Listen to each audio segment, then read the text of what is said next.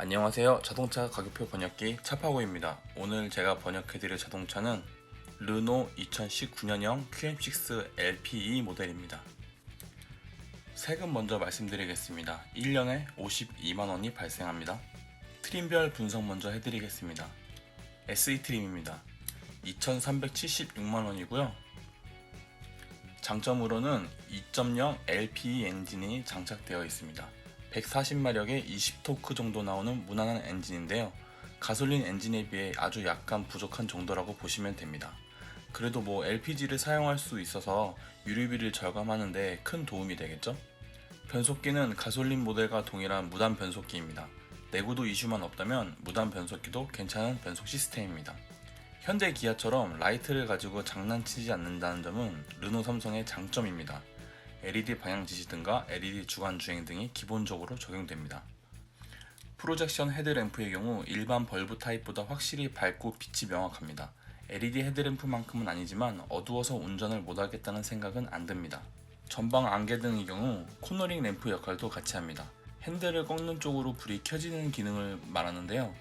특히 아파트 단지나 어두운 골목길에서 매우 유용하게 쓰이는 기능입니다. 내가 가고자 하는 길을 미리 밝혀주니까 아파트 단지나 시골길 코너에서 높은 연석을 못 보고 치고 지나갈 일은 없어집니다. 에이, 설마 코너링 램프 없다고 그런 일이 일어나겠어? 싶으시죠? 내일부터 동네에 주차된 차량들 휠 한번 자세히 쳐다보세요. 휠 긁어먹은 거 죄다 그런 식으로 긁어먹은 겁니다.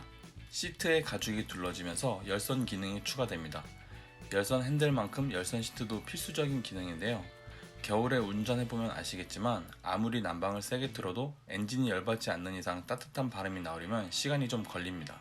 그럴 때 열선 시트가 톡톡한 역할을 해주는데요. 열선 시트가 생각보다 뜨끈한 편이라 몸 지지는 거 좋아하시는 분이라면 꽤 마음에 드실 겁니다. 뒷좌석은 6대4 폴딩 시트입니다. 사실 살면서 뒷좌석을 폴딩할 일이 많지는 않습니다. 폴딩할 일이 많으면 이런 차가 아니라 짐차를 샀어야죠. 그렇지만 이케아 같은 곳에 가서 넓고 긴 물건을 태워야 할 때 폴딩이 안 되는 차라면 어쩔 수 없이 돈 주고 짐차를 불러야 합니다. 하지만 폴딩이 된다면 웬만한 사이즈의 짐은 다 태울 수 있습니다. 거기에 6대4 폴딩까지 된다면 3인이 탑승한 상태에서도 짐을 실을 수 있으니까 사용하기 매우 좋습니다. 폴딩뿐만이 아니라 시트 각도를 뒤로 더 눕힐 수 있는 리클라이닝도 됩니다. 또한 2열 센터 암레스트가 있기 때문에 뒷좌석에 있는 사람은 암레스트에 기댈 수 있어서 장거리 동승 시에 편합니다. 특히 아이 엄마의 경우 컵홀더가 있으니까 뒷좌석에서 분유 타기가 편하겠죠. 가장 놀라운 부분이 계기판이 풀 TFT LCD 계기판인 것입니다. 물론 7인치라 동종 차량 대비 좀 작은 감이 있긴 하지만 그래도 이걸 옵션으로 빼지 않고 기본 적용했다는 게 대단한 것 같습니다. 후방 주차 센서가 기본으로 적용됩니다. 후방 카메라도 있으면 좋겠지만 그보다 후방 센서가 더 중요하다고 생각합니다. 카메라로 보는 것과 센서가 알려주는 건 확실히 다르니까요. 특히 양쪽 사이드의 경우 카메라보다 센서를 믿는 게 더 낫습니다. 아무리 운전에 능숙한 분이라고 해도 안전을 위해서는 후방 센서는 필수입니다. 레인 센서는 앞유리에 떨어지는 빗방울이나 눈을 카메라로 감지해서 자동으로 와이퍼를 움직이는 기능인데요. 강수량을 파악해서 와이퍼 속도까지 조절합니다. 오토 라이트 센서와 레인 센서만 있으면 차선 변경할 때 빼고 와이퍼 컨트롤러를 건드릴 필요는 없을 겁니다. 독립제어 풀 오토 에어컨이 들어왔는데요. 오토 에어컨만 되는 게 아니라 운전석과 조수석이 따로 온도 조절이 가능합니다. 조수석 사람이 덥다고 하면 알아서 온도 내리라고 하면 되고 춥다고 하면 온도 올리라고 하면 됩니다. 양쪽으로 서로 다른 온도의 바람이 나오기 때문에 각자 쾌적하게 다닐 수 있습니다. 2열로 공기를 직접 보내주는 에어벤트는 패밀리카라면 당연히 있어야 할 필수 옵션입니다. 이게 왜 있어야 하냐면 여름이나 겨울에 4인 가족이 차량에 탑승했을 경우 2열 에어벤트가 없다면 1열이야 송풍구가 많아서 금방 온도가 올라오지만 뒷좌석의 경우 바람이 바로 오지 않기 때문에 1열보다 늦게 온도가 맞춰집니다. 거기다가 1열에만 계속 온도를 맞추기 때문에 차량 내부의 공기가 똑같이 맞춰지지가 않아요. 하지만 2열 에어벤트가 있다면 이런 문제는 모두 해결됩니다. 그러므로 굳이 이 차량이 아니더라도 뒷좌석에 아이나 어른을 태우실 분은 반드시 2열 에어벤트 옵션을 확인해 보셔야 합니다. 단점입니다. 아무리 르노 삼성이라고 해도 전자식 파킹 브레이크를 초장부터 넣어주지는 않습니다. 풋파킹 브레이크부터 시작하는데요. 풋파킹 브레이크가 핸드 파킹 브레이크에 비해서 공간을 조금 차지해서 좋긴 하지만 전자식 파킹 브레이크에 비해 불편하긴 합니다. 근데 뭐 생각해보니 전자식 파킹이나 푸파킹이나 상관은 없을 것 같아요. 르노 삼성의 전자식 파킹 브레이크는 오토홀드를 지원하지 않으니까요. 뭔 생각으로 차를 만드는지 알 수가 없는 부분이긴 합니다.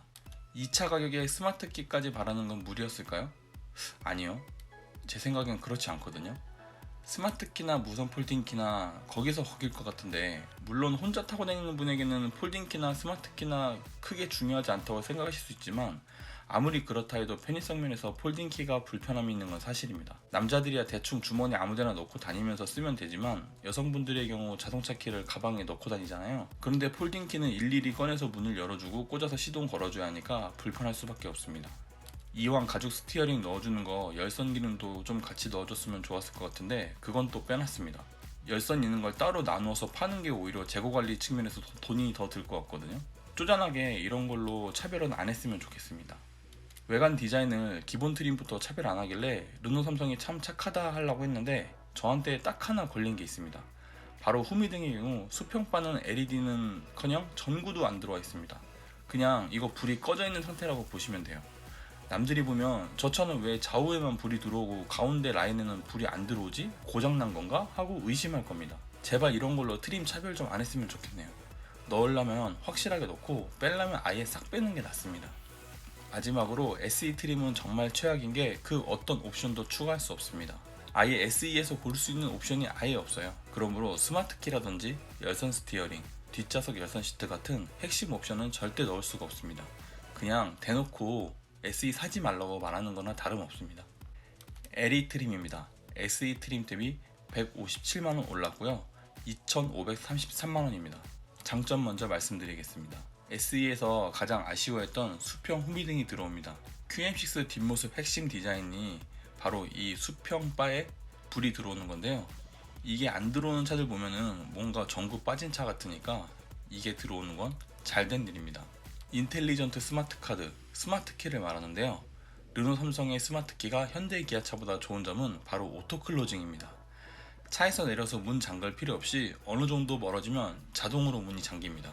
이게 정말 편하더라고요. 스마트키를 쓰다 보면 생각보다 문을 안 잠그고 자리에서 벗어날 때가 많은데, 그럴 때 현대 기아차들은 다시 가서 문을 잠궈줘야 합니다. 하지만 QM6는 그럴 필요가 없습니다. 한국 겨울 날씨에 필수인 열선 스티어링이 들어옵니다. 특히 수족냉증에 고생하시는 분들은 아침마다 꽁꽁 얼어붙는 핸들 잡는 거 정말 힘드신 일이잖아요. 열선 핸들의 경우 작동하면 생각보다 빨리 온도가 올라오기도 하고, 두 손으로 핸들을 꼭 잡고 운전하기 때문에 뜻밖의 안전운전에도 도움이 많이 됩니다. 일반 수동 타입의 룸미러가 전자식 룸미러로 바뀝니다. 이제 뒷차가 아무리 하이빔 쏘고 다닌다고 해도 무서울 게 없습니다. 룸미러가 알아서 광량을 줄여주니까요. 패밀리카라면 필수 조건인 2열 열선 시트 들어옵니다. 이제야 온 가족이 타기에 적당한 수준의 차가 된 것 같습니다. 단점입니다. 이제야 좀 탈만한 차가 되었나 싶다가도 빠져있는 옵션들 보면 절로 한숨이 나옵니다. 아직 센터페시아인 LCD가 없는 관계로 실내 디자인은 매우 없어 보이는 상태고, 그로 인해 후방 카메라 역시 적용되어 있지 않습니다. 뭐 옵션이 낮으면 그럴 수도 있지 싶은데요. 제 생각엔 그렇지 않습니다. 차 가격이 2,533만원인데 적어도 후방 카메라 정도는 있어야 하지 않을까요? 뭐 부족한 건 옵션으로 좀 떼어보지 싶지만, 옵션표를 자세히 보면 그것도 아닙니다. 특히 통풍 시트는 아무리 해도 넣을 수 없는 상태고요. SM6나 QM6에서 호평을 받았던 측방 주차 보조 시스템도 절대 돈 주고 넣을 수도 없습니다. 전자식 파킹 브레이크가 15만원이라 오 싸다, 이 정도면 넣어야지 라고 생각했는데, 이게 15만원인 이유가 있긴 있네요. 바로 오토홀드를 지원하지 않습니다. 세상에 이거 뭐 어려운 거라고 전자식 파킹 브레이크에 오토홀드 기능을 안 넣은 건지 모르겠습니다. 프랑스 파리가 밀리면 서울보다 더 밀렸지 덜 하진 않을 것 같은데, 프랑스 애들은 오토홀드 없다고 뭐라고 안 하나 봐요. 근데 한국 사람들은 오토홀드 되게 중요하게 생각하거든요. RE 트림입니다. LE 대비 236만원 올랐고요. 가격은 2,769만원입니다. 제가 제일 좋아하는 안전기술인 사각지대 경보장치가 들어옵니다. 몇 번을 강조해도 지나치지 않을 옵션인데, 주간뿐만 아니라 야간이나 비오는 날 오류 없이 사각지대에 있는 차량을 감지하고 경고해서 알려줍니다. 이거 하나만 있어도 차선 변경하는데 사각지대 걱정할 필요가 없습니다. 운전 피로도가 확 줄어들어요. 후방 카메라가 드디어 기본 적용됩니다. 요즘 후방 카메라 없는 차가 없죠. 전자식 파킹 브레이크가 기본 적용됩니다. 앞에서 얘기했다시피 오토홀드가 안되는 점은 아쉽긴 하지만 그래도 주차 시 버튼 하나로 파킹 브레이크를 걸 수 있는 점은 장점이라고 봅니다. 운전석 시트 전동식으로 바뀌면서 요추 지지대 추가됩니다. 운전석 전동 허리 지지대의 경우 이게 있고 없고에 따라서 장거리 운전 시 허리가 아프냐 안 아프냐가 갈릴 정도로 중요한 옵션입니다.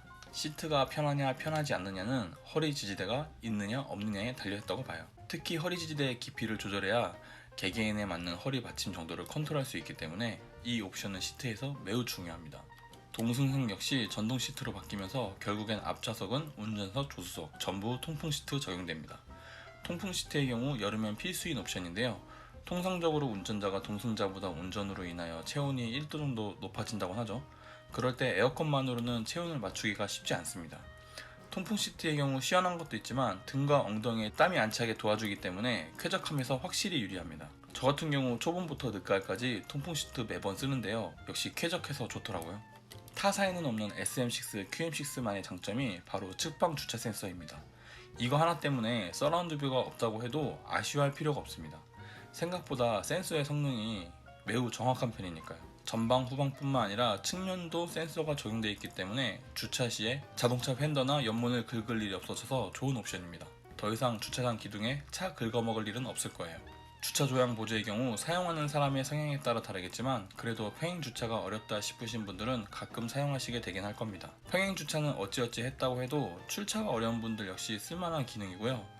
단 이 기능 사용으로 인해서 주차 사고나 자기 차량 훼손 시에는 제조사는 어떤 책임도 지진 않으니까 그 부분은 확실히 알고 사용하시는 게 좋겠습니다. 아까 앞에서 후방 카메라가 들어올 수 있었던 건 바로 7인치 S링크 미러링 시스템 덕분입니다. 애플 카플레이와 안드로이드 오토를 지원하는데 앞으로 이 두 가지의 미래가 밝은 편입니다. 기존 차량들에서 적용하던 정품 내비게이션은 스마트폰을 연결 안 해도 자체 맵으로 사용 가능하니까 편하긴 하지만 제조사가 업데이트를 해주지 않으면 시스템이 계속 태보되는 느낌이 있거든요. 하지만 미러링 시스템의 경우 스마트폰을 직접 연결하는 게 귀찮아서 그렇지 애플과 안드로이드의 계속된 경쟁으로 인해서 시스템은 점점 발전하고 있는 상태입니다. 옛날에는 미러링 시스템이 몹쓸 시스템이었는데 요즘은 쓸만합니다. 저도 그래서 굳이 정품 내비는 추천 많이 안 하는 편이기도 하고요. 단점입니다. 차값이 2,769만원, 사실상 2,800만원대에 236만원이나 가격이 올랐는데요. LE에 비해서 좋아진 옵션이 내비도 포함이 안 되어 있는 7인치 액정이랑 후방 카메라, 전측면 주차 센서 정도 뿐입니다. 이런 트림이 있는 이유는 단 하나입니다. 바로 시그니처 같은 트림을 더 비싸게 팔아먹기 위해서인데요. LED 헤드램프로도 좀 끼워줬으면은 아리도 참 괜찮은 구성이다 할 뻔했는데 역시 삼성 놈들이 보통 놈들이 아닙니다. 뭔가 쉽게 주는 게 없어요. 운전석 파워시트도 아쉬운 게 기왕 7인치 액정이랑 같이 넣어줬으면 메모리 시트 기능도 좀 같이 넣어줬으면 좋았을 것 같은데 이런 건 왜 쏙 뺐는지 모르겠습니다. 지금까지 말했던 옵션들은 너무 고급 옵션이니까 아리에서는 안 넣어주는 거라고 칩시다. 그래도 내장 디자인이나 외장 디자인에 업그레이드를 해주는 그런 업그레이드는 있었어야 되는데 뭐 그런 거 거의 없습니다. 18인치 휠에 비행기 머리받침처럼 생긴 헤드레스트 정도? 뭐 바뀐 건 거의 없다고 봐야 되고요. 결국에 LPG 차량으로서 멋을 챙기기 위해서는 울면서라도 아리 시그니처로 가야 되는 상황입니다. 아리 시그니처 트림입니다. 아리 대비 177만원 올랐고요. 2,946만원입니다. 풀 LED 헤드램프의 경우 광량도 광량이지만 시인성에서 매우 뛰어납니다. 빛이 명확하게 앞으로 나가기 때문에 멀리까지도 밝고요. 색 온도도 프로젝션 같은 노란빛이 아니라 하얀 빛이라 LED DRL과 컬러가 맞아서 이쁘기도 합니다. 자기가 밤눈이 어둡다 싶으신 분들은 안전 측면에서도 LED 헤드램프를 다시는 게 좋습니다. 인조 가죽 시트는 일반 가죽 시트로 바뀌는데요. 인조 가죽만 탈 때는 뭐 이 정도면 됐지 싶었는데 일반 가죽 시트를 보면은 확실히 다르긴 합니다. 재질에 대해 민감하신 분이라면 가죽 시트로 변경하셔야 될 거예요. 어두운 밤 실내 디자인을 책임질 앰비언트 라이트가 들어옵니다. 앞좌석만 들어오긴 하지만 뭐 뒷좌석까지 들어올 필요가 있나요? 운전석 시트의 경우 메모리 기능과 이지 액세스 기능이 추가되면서 마사지 기능까지 추가되는데요. 이게 뭐 몸의 피로를 풀어주거나 뭉친 근육을 풀어주는 정도의 마사지 의자는 아니지만 그래도 작동하기 시작하면 졸음운전 할 일은 많이 줄여줍니다. 그것만으로도 마사지 시트는 할 일 다 했다고 봐요. 매뉴얼이긴 하지만 시트 방석의 경우 길이 조절이 가능한데요. 전 이거 전동식 아니라도 상관없으니까 모든 자동차 시트에 적용이 되었으면 좋겠습니다. 시트 방석이 늘어나서 하체를 받쳐주기 때문에 하체 피로를 줄여주는데 매우 좋은 옵션입니다. 아니 177만원에 LED 헤드램프 좀 넣어주고 시트 좀 갈아주고 끝인가요? 뭐 사이드 어쩌고 듀얼 어쩌고 알루미늄 어쩌고 뭐 그런 건 들어오긴 했지만 소비자가 바라는 건 그런 게 아닙니다. 최소 시그니처라는 이름을 붙여주려면 아무리 못해도 전동 트렁크 정도는 기본으로 넣어줬어야 됐는데 177만원 올리면서 전동 트렁크는 껴주지도 않았습니다. 그리고 LPG QM6의 가장 아쉬운 점은 돈을 주고서라도 가솔린 2.0에 있는 프리미에르 트림으로 갈 수 없다는 겁니다. 프리미에르가 겉멋에만 치중한 것 같지만 잘 따져보면 실속 옵션들이 꽤 많거든요. 퀼팅 나파 가죽 시트는 말할 것도 없고 앞좌석 프레스티지 헤드레스트, 대시보드와 글러브 박스 외 인조 가죽 감싸기, 보스 사운드 시스템의 앞좌석, 뒷좌석, 앰비언트, 라이트까지 그 외에도 소소한 실내외 디자인이 재질과 함께 업그레이드 됩니다. 참고로 가솔린 2.0 시그니처와 프리미에르 간의 가격 차이는 사실상 167만원이라고 볼 수 있는데요. 그렇다면 가솔린의 경우는 시그니처 사느니 프리미에르 사는 게 낫거든요. 그런데 왜 LPG는 그런 선택의 기회조차 주지 않는지 모르겠습니다. LPG 사는 사람들은 가솔린값 아까워서 LPG 사는 거니까 그런 고급 트림의 고급 옵션은 아마 안 사야겠지? 라고 생각하는 르노 삼성의 생각일까요? 아니 그럼 애초에 QM6 LPG는 가죽 시트랑 LED 헤드램프, 전동식 운전석 시트 그런 거 아예 넣지 말고 아싸리 싸게 팔지 그랬나요?